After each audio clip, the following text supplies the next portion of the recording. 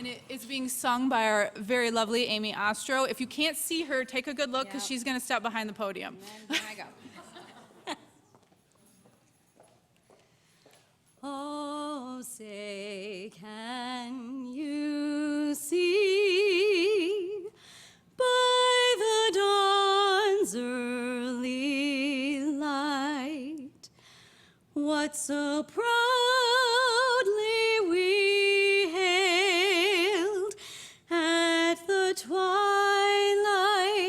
last gleaming, whose broad stripes and bright stars through the perilous fight o'er the ramparts we watched were so gallantly streaming, and the rockets' red glare, the bombs bursting in air, gave proof through the night that our flag was still there. Oh, say, does that star-spangled banner yet wave o'er the land of the free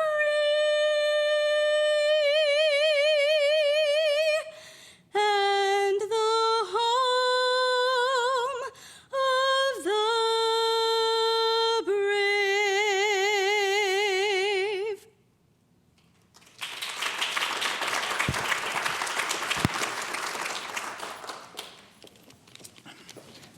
Thank you very much, Amy. Good morning. My name is Bob Clarkson, and I'm the Associate Dean for the College of Business and the College of Technology. And on behalf of Dr. Rip Pappas, I would like to welcome you all to the 2015 Veterans Day celebration. I was asked today to talk about what it means being a veteran. And so when I started kind of looking at and I've never really been asked that question before. Never been asked to think about what it means to be a veteran. I've been asked what it was like to be in the military, what types of things I've done, but never what it really means to be a veteran. So I was a little surprised by the things that kind of conjured up and that I associated with being a veteran. Let me start by talking about, how Veterans Day is perceived by the American or U.S. population. And certainly, while Veterans Day is a U.S. holiday, worldwide it's celebrated by a lot of different names and by a number of different countries. But in the United States, for some, Veterans Day is just another day. They barely know that it's a holiday, and that's okay. To me, as a veteran, I'm not offended and it doesn't bother me. For others, it's a mattress sale. For some, it's an extra $2,000 off on a car purchase, things like that. And then still others, it means something from a standpoint of they take this time to thank veterans and thank those men and women that are in the service right now.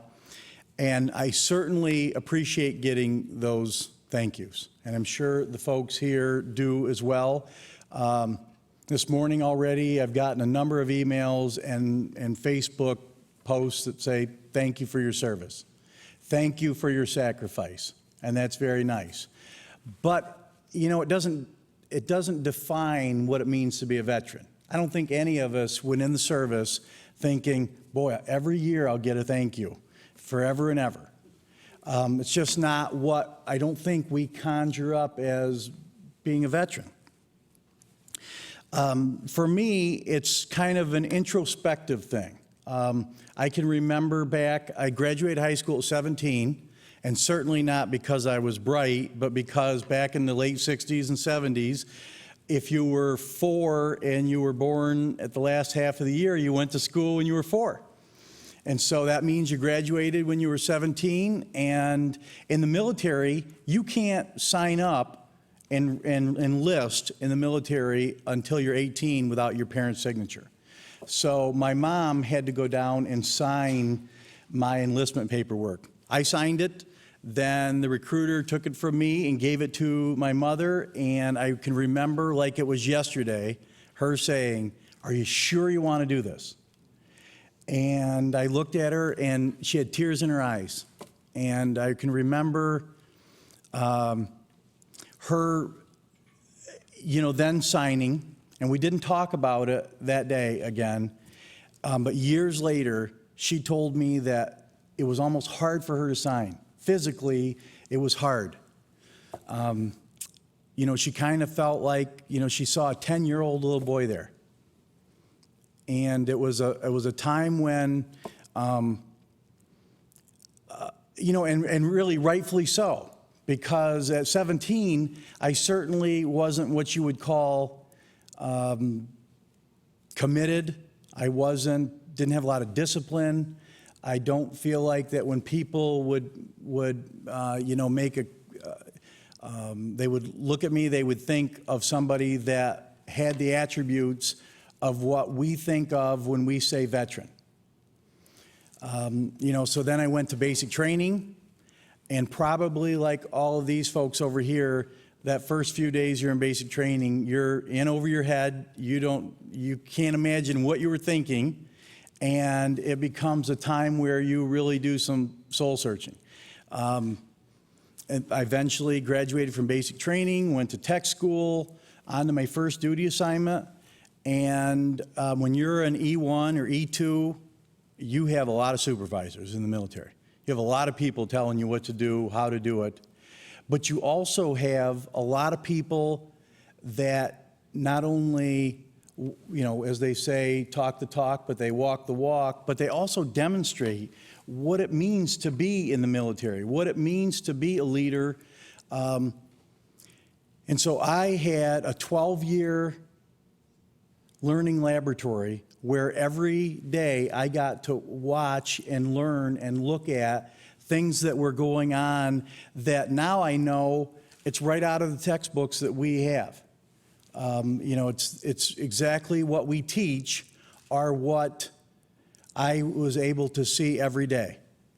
And I think that was a tremendous opportunity for me. And I grew up on a farm. I'm convinced I wouldn't have went to college. I wouldn't have done any of the things I've done had I not went into the military. I would be a farmer or a construction worker, and I would be living in a small town in upstate New York where several generations of family before me lived, which again would have been okay. But by going in the military, it really gave me some opportunities to do things and see things and experience things that would have otherwise certainly never happened. So when I think of what it means to be a veteran, I think of the changes in me from 17 to 30. And I would encourage all of the vets out there to think about their first day at basic training and what they are today, because I'm betting they like what they see. And so that's really what I think of when I think of, being a vet. What I'd like to do before I close, I would like to talk about or thank a few groups. Let me take a drink first. First of all, I'd like to thank Davenport. I, as an enlisted person going to school in the military, I've been to a lot of schools and a lot of states. And I saw how they treat their military. And in most cases, they treat their military very well. So, and not, there's not a disparage remark. But, with Davenport, we've built the veteran lounge. We have groups of people in admissions and advising that kind of are committed to military folks, and we've done a lot of things like that.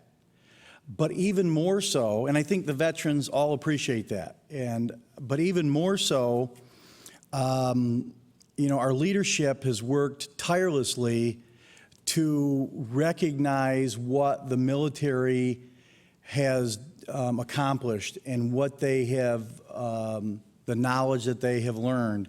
And we've got a number of programs that are designed to transition people from a military career to a civilian career. And sometimes, it doesn't, I guess, bother me, but sometimes I hear people say, oh, we give credit for that.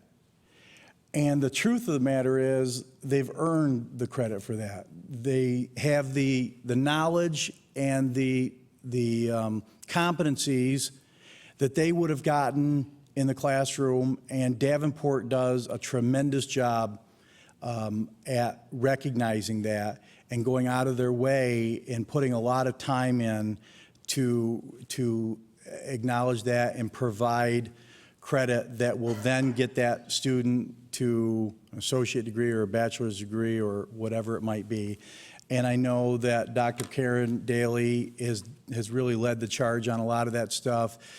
Dr. Linda Rinker, Dr. Pappas, all of the folks in those positions have really pushed hard on that, and I think Donna Millam also has done a tremendous job. So I'd first of all like to thank those folks. Next, I'd like to thank the families, and I don't know that there are spouses, parents, or kids here today of veterans, but that's really a group that does more and tolerates more and endures more than we give credit for. And it's something that, as a military person, when your unit deploys, you pick up with dozens, hundreds, could even be thousands of people, and you go, and your infrastructure, your professional support mechanism is there with you. And sometimes it's in adverse conditions, and sometimes it's not a pleasant place, and you're not doing fun things, but you've still got that support structure. But your spouse or your parents are left holding the bag, doing all the things that you would have done, and they oftentimes, don't get the credit that I think they deserve. So that's a group that as a institution and as Americans, we can't thank enough. Then lastly, certainly and not least for sure, is the vets. I was in 84 to 97, and largely a peacetime period. And, the Guard and Reserve didn't deploy a whole lot. Active duty deployed, but it usually was for a short period of time. But then after 9/11 and when the second Gulf War started in Afghanistan, and to hear the stories of the number of deployments and the things that they do, it's incredible. So I'd like to give them a round of applause.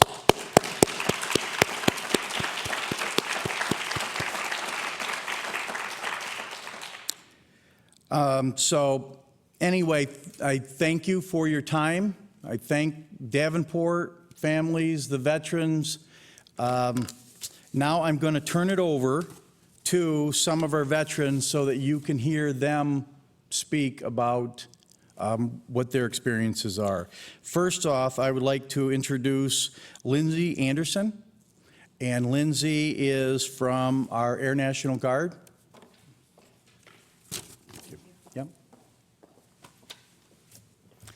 Good morning. My name is Lindsay Anderson. I've been in the Air Force National Guard for 9 years. I currently serve down in Battle Creek.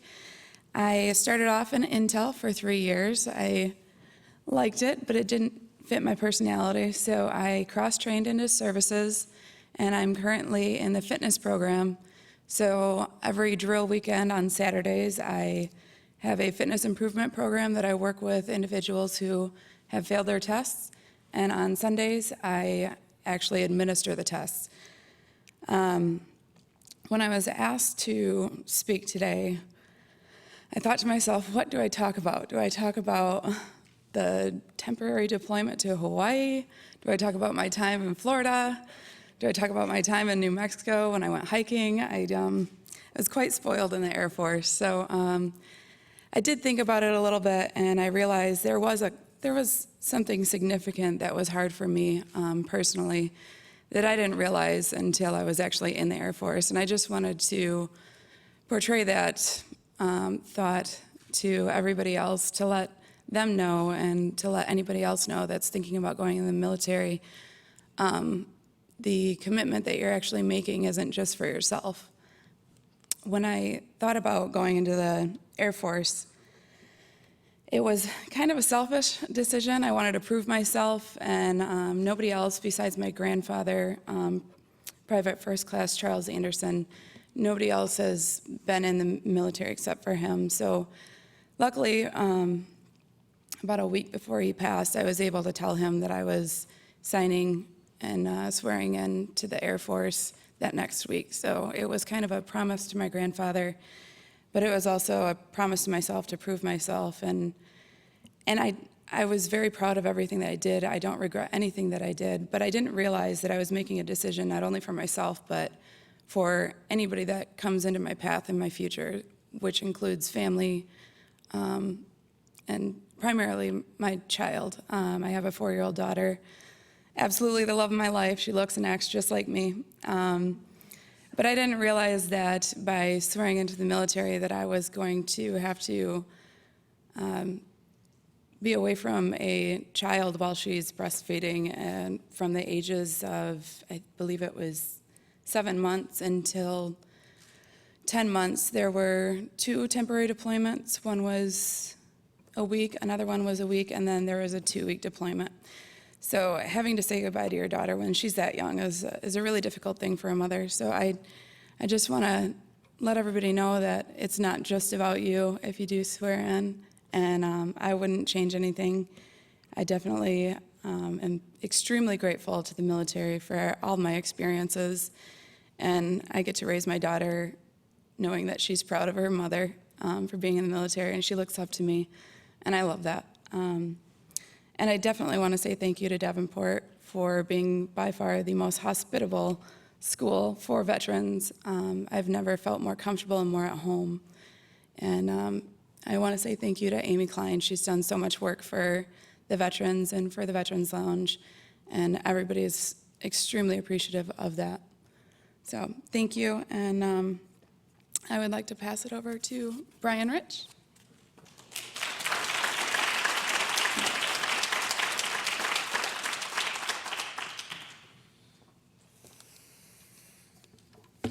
Good day. My name is Brian Rich. I'm a Navy veteran. I served pre and post 9/11. So I have a very different history of service. I got to see both sides. Before 9/11, I got to go 2 weeks in, 2 weeks out on the Admiral's personal ship. It was the USS LaSalle, where I get today. We went every 2 weeks to a different country. I've been encouraged to travel outside of that, and so in 2 years I covered more than 30 countries and hundreds of cities.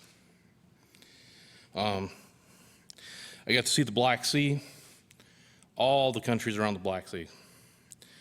Hung out with an admiral from the Russian Navy, served aboard his ship for 2 weeks. I've been to Turkey, where I got to sail for a month on a Turkish cutter. Very fun, very different lifestyle than the American Navy. They judge you and promote you based on what you do. So I got to be an officer for a month. As an enlisted, that's kind of fun. I also got to go all over the Adriatic, Mediterranean. I volunteered to go to the North Sea with another American ship, the McCain, where that's a whole lot of rocking and rolling, as the Navy calls it. You get to pitch, roll, sometimes up to 32 degrees in one direction. in case you don't know what that is, you get to walk on the walls. And if you're really bored, you can sit in chairs with wheels and you can race up and down the hallways. Not the best idea, but fun. During that time in Italy, which I was there for over 4.5 years, I also lived 6 months in Toulon, France, where we worked on the ship. We disassembled it and then rebuilt it in 6 months. We also did the shorter period of version of that in Malta, where I got to live for 3 months. And during that time, it's not all work. You get to explore the country you're in. Lots of people, lots of fun, a lot of work. So after 9/11, though, that all changed. No more sailing, no more fun tours, no more other sights. We spent 6.5 months at sea, never saw land. We got to stop other ships. We used SEALs, Air Force, even a couple of Marines. We took over other countries' ships, we brought them back to our port, and we searched them for things we would count as contraband, weapons, chemicals, which actually got me the title of a pirate for the Turkish and Syrian countries. My ship was deemed pirating activities, which makes a whole Navy ship kind of cheer, especially when they put it on CNN. So after spending the rest of my tour in Gaeta, Italy, on the USS LaSalle, spending it most at sea doing stuff for 9/11, supporting the admiral, supporting the guys that were actually fighting in the Gulf War, I got to leave there and go to some place that wasn't quite as high tempo, a little more relaxed. I went from there to Okinawa, Japan. I thought it'd be a little more high tempo, a little more fun. My first day of work, I showed up. People were wearing shorts and Bermuda shirts and literally playing volleyball. For all of you that are old enough to remember, it was literally a scene out of McHale's Navy. It's kind of a big change, a little hard to slow down. Where I spent the next 2 years learning all about, going a little slower, taking my time. I got to see a lot more sights. Didn't have to work as hard or as often. Did get to survive a Class 5 typhoon. The only one to run over the island twice. Got to leave someone on watch for 6 days. But in that time, I made lots of friends. Most of my friends I made in the Navy, I'm still friends with today. Some 14 years later. That's all I really have. I'd like to hand it to Will and his wonderful partner, Luna.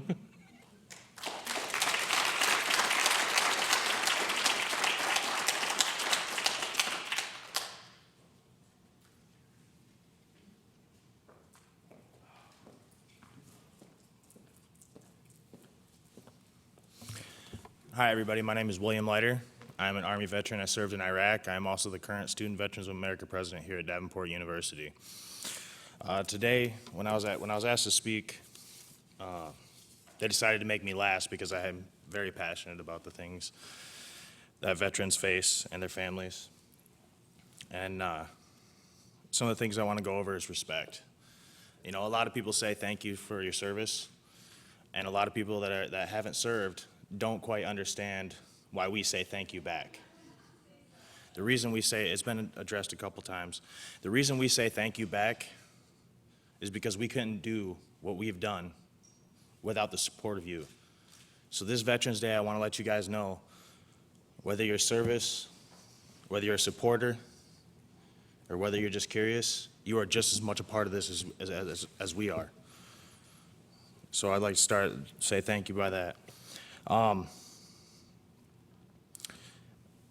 In Michigan, there's 9.91 million people, according to the Census Bureau. In the United States, there's 21.8 million veterans. That's double the state, and fill the state up twice. And veterans, when you think veteran, you think about war. Most common thing that you think about is PTSD, post-traumatic stress. And when you think that, you think, oh, wow, they're crazy. They got issues. But the reality of that is it's because of what you've seen in a movie, what you've seen on the news, or what your friend has told you. But PTSD comes from having to live through an experience that you're not okay with. That's not part of your DNA to be acceptable.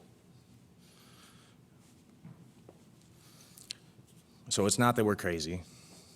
It's not that we have a bunch of issues, though. Trust me, some of us, myself included, have had to deal with a lot of things and come a long ways to get where we are. I'm going to go into a little bit of a story. When I first came home, I first joined the Army, I was like, yeah, let's do this. And then I got to basic training, and I was like, oh my God, no, I don't want to do this. What's going on here?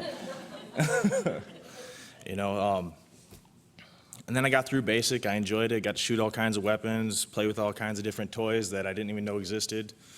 And yeah, it was a really great experience. I'm still friends with people that I was in basic training with over 10 years ago.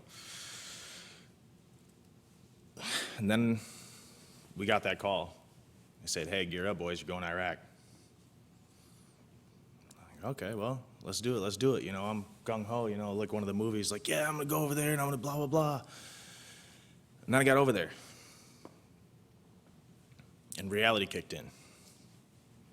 It's not a video game. It's real. And then you come home, and all your friends, everybody that that you've known since you were a little kid, you feel alone. You feel like they don't understand you. Yet they try. They're supportive. You come home to a nation that's supportive. They try to understand the best they can. But yet you still feel alone. And that has to do with transitioning from the military to civilian life. In the military, everybody understands you. They may not have exactly the same experiences, but they understand. It's comrade, as a brother, a sister, they would give their life for you without a second thought. And you come back in the civilian world, and everybody's saying thank you. Everybody's saying, you're great, thank you for your service, and they support you. But you still feel, because of what you've done and where you've been, you don't feel like you belong. And that's a really, really hard one to bite. Excuse me, I'm sorry, I'm not getting choked up here.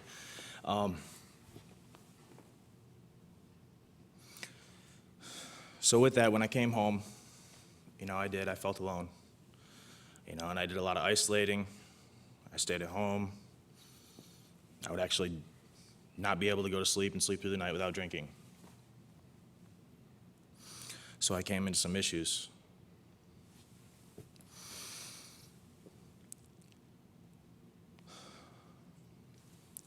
I then actually got some help and sought help and completely changed my life. I went from sitting in my bedroom, not wanting to leave, being afraid every time I heard a sound outside, to being back in public in front of you guys, to being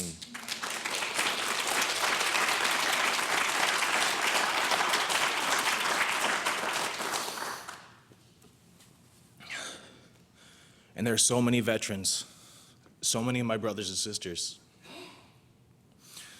that are going through this today. And if any of you guys are watching, please get a hold of me. I'm here at Davenport University. Anybody here can help or get you a hold of me.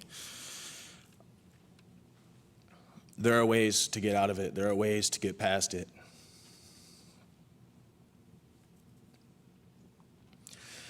The biggest thing that keeps us isolated is the fear of being judged. Not because the population actually does judge us, but because we judge ourselves. And that causes panic and anxiety. Panic attacks are embarrassing. I don't know if anybody has ever experienced them, but especially in public, it's a place that, you cut yourself off, you don't go back there. I also got linked up with Luna here.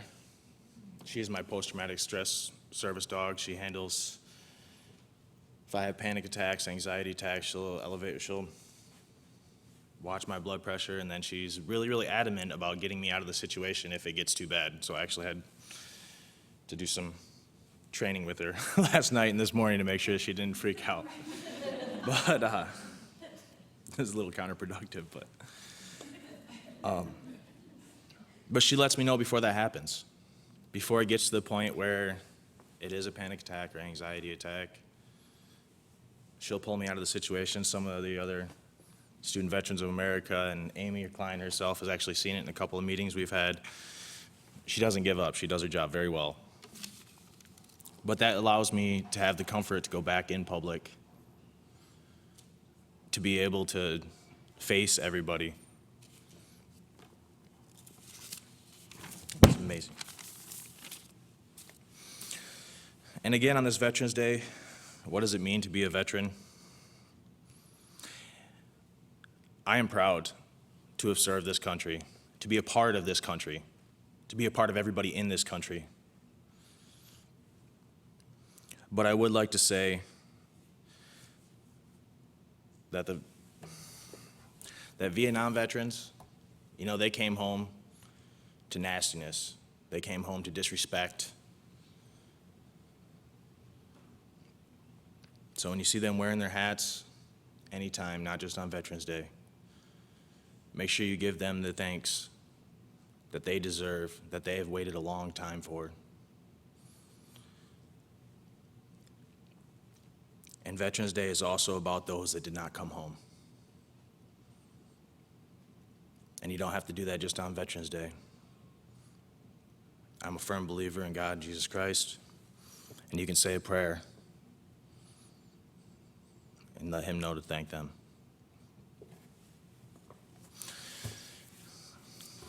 With that, thank you.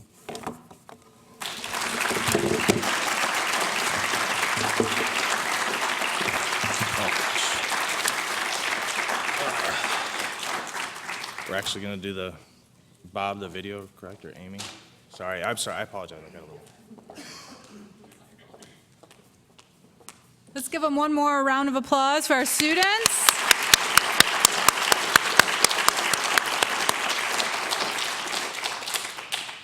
Every year we do a slideshow where we collect pictures from all of the service members and their family, and some of even your family. Actually, my family is in here as well. And we make a slideshow that we put out there for everyone to watch. So we're going to go ahead and take a look at this year's slideshow.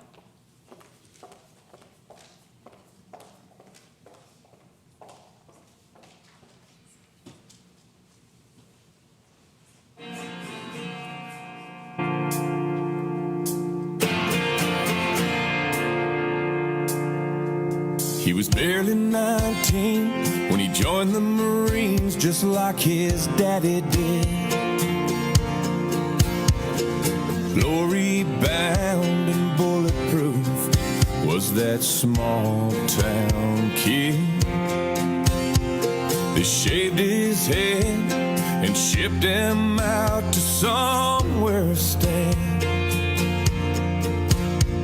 They gave him a gun, said get the job done, and that boy became a man.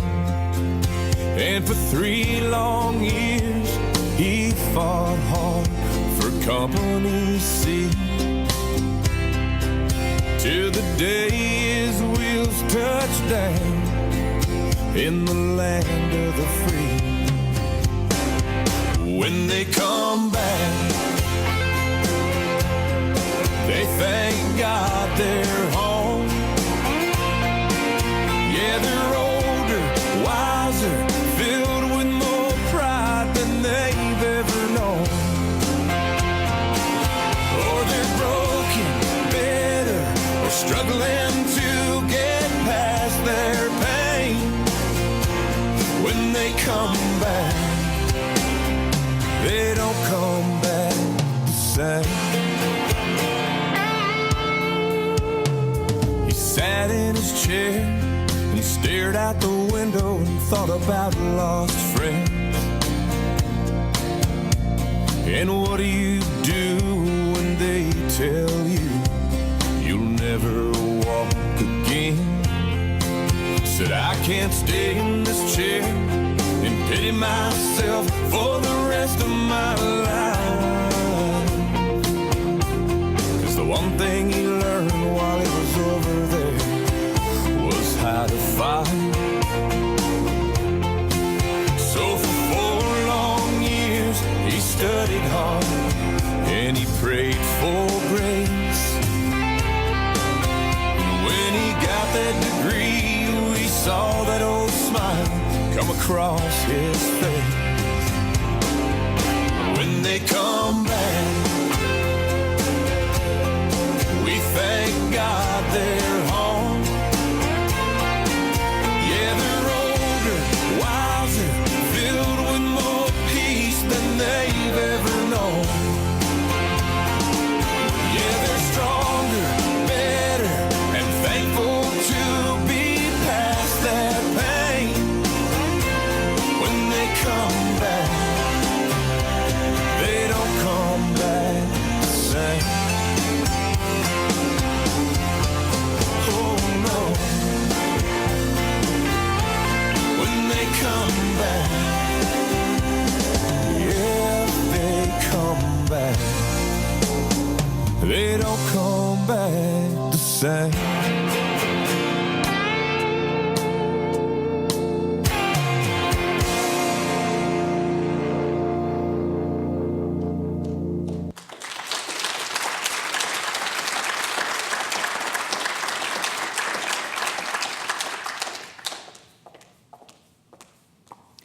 As part of the slideshow, we offer a random drawing for a gift card to the bookstore for our students. So we're going to go ahead and pull somebody out and see who is the lucky winner. And it looks like it's Jamie Sampson from Midland. So Jamie, we'll get you out that gift certificate. Let's have a round of applause.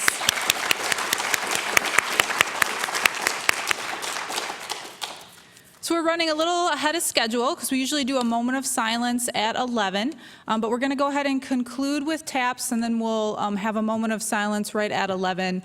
So if you want to, after taps, speak with any of the veterans or talk with anyone until 11, that would be great.